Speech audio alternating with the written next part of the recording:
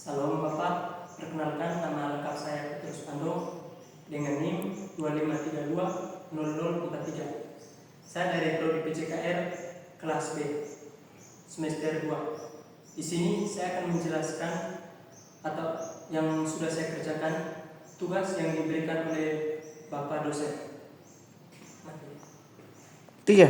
Baik, yang pertama di sini terlebih dahulu saya akan menjelaskan definisi pendekatan UBD. Yang artinya definisi pendekatan UBD adalah perencanaan pembelajaran yang menggunakan blackboard design, yaitu guru menggunakan pembelajaran dengan memulai dari tujuan akhir dalam kurung hasil belajar, kemudian menentukan penilaian, dan terakhir merencanakan kegiatan belajar. Yang berikut kita juga akan menjelaskan ciri-ciri utama dari UBD. Yang pertama, ciri-ciri utama dari UBD dalam kurung berdasarkan literatur akademik. Yang pertama, berorientasi pada hasil. Sebelum kita melakukan kegiatan, kita terlebih dahulu harus mempertimbangkan hasil atau berorientasi pada hasil. Dan yang kedua, menekankan transfer pengetahuan. Menekankan transfer pengetahuan ini yang artinya kita harus mengetahui dulu apa yang harus kita transfer atau menekankan transfer pengetahuan. Yang ketiga, mengidentifikasikan tujuan, perencanaan, dan hasil kegiatan. Mengidentifikasikan tujuan atau perencanaan dan hasil kegiatan yang artinya sebelum kita melakukan kegiatan tersebut kita harus mengetahui dulu tujuan, perencanaan, dan hasil kegiatan dan kegiatan belajar. Oke, baik. Itu yang saya jelaskan di definisi pendekatan UBD yang pertama. Oke, baik Bapak. Yang kedua, saya akan menjelaskan 6 sisi UBD. Dalam UBD, pemahaman siswa tidak hanya terlihat dari nilai, tetapi dari 6 indikator pemahaman. 6 indikator pemahaman. Yang pertama, explanation atau penjelasan. Dalam penjelasan ini, siswa menjelaskan konsep secara logis. Contohnya menjelaskan kenapa sesuatu rumus yang digunakan. Baik. Yang kedua, kemampuan memberi makna atau mengidentifikasikan. Contohnya mengubah data menjadi cerita atau kesimpulan. Dan di sini yang ketiga, application atau aplikasi. Kesimpulan dalam aplikasi menerapkan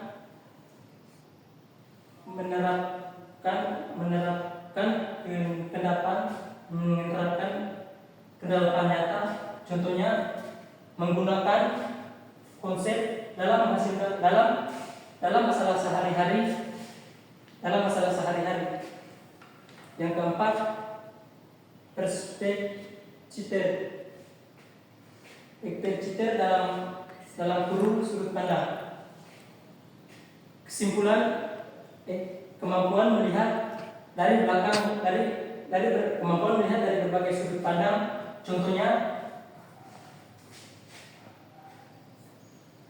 memahami pro dan kontra suatu masalah. Yang saya jelaskan di bagian yang kedua. Baik, yang kelima, empati dalam kurung empati. Empati yang artinya kemampuan memahami perasaan atau pandangan orang lain. Contohnya memahami kondisi tokoh dalam sebuah cerita. Yang keenam, self confidence, kemampuan dalam kurung kesadaran diri, kemampuan refleksi diri, contohnya menyadari apa yang sudah dan belum dipahami. Kesimpulannya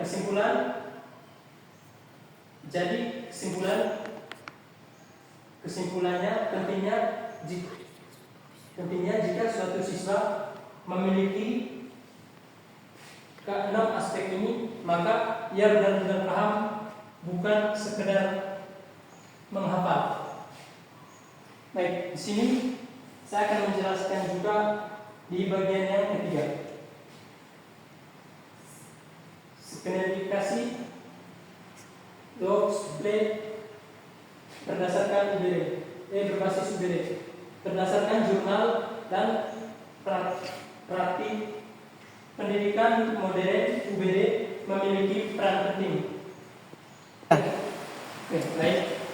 Di bagian nomor 3, di bagian A, membuat pembelajaran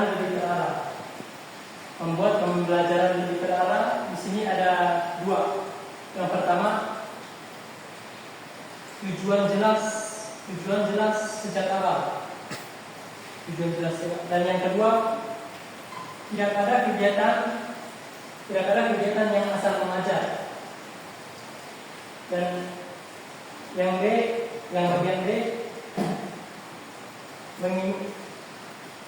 mengingatkan pemahaman mendalam.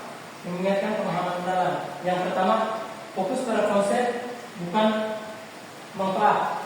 Dan yang kedua, mendukung ignite order taking atau dalam kurung host.